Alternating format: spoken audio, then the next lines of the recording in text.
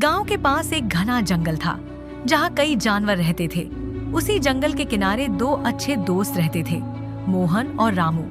दोनों बचपन से ही एक दूसरे के साथ खेलते और जंगल में घूमते थे।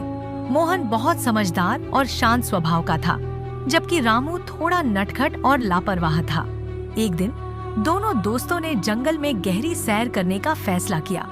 मोहन ने रामू को समझाया, देखो, जंगल में आगे बढ़ते वक्त सावधानी रखना, यहाँ जंगली जानवर भी रहते हैं। रामू ने हंसते हुए कहा, अरे यार, डर मत, हम दोनों साथ हैं तो किस बात का डर।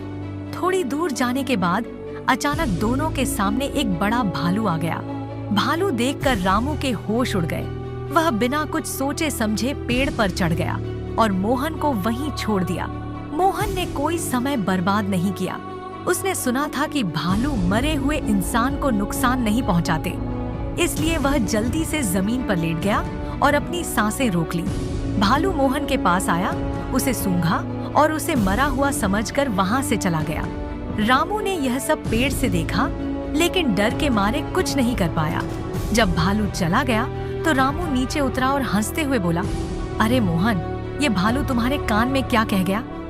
मोहन ने गहरी सांस ली, उसकी तरफ देखा और गंभीरता से बोला, भालू ने कहा कि सच्चा दोस्त वही होता है जो मुसीबत के समय साथ न छोड़े।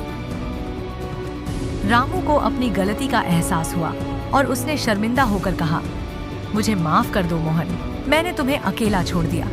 मोहन मुस्कुराया और बोला, सच्ची दोस्ती का मतलब सिर्फ अच्छे समय में साथ होना नहीं है, बल्कि मुश्किल घड़ी में भी साथ खड़े रहना है। उस दिन से रामू ने मोहन से वादा किया कि वह कभी उसे अकेला नहीं छोड़ेगा और दोनों की दोस्ती और मजबूत हो गई। सच्चा मित्र वही है जो हर परिस्थिति में साथ देता है।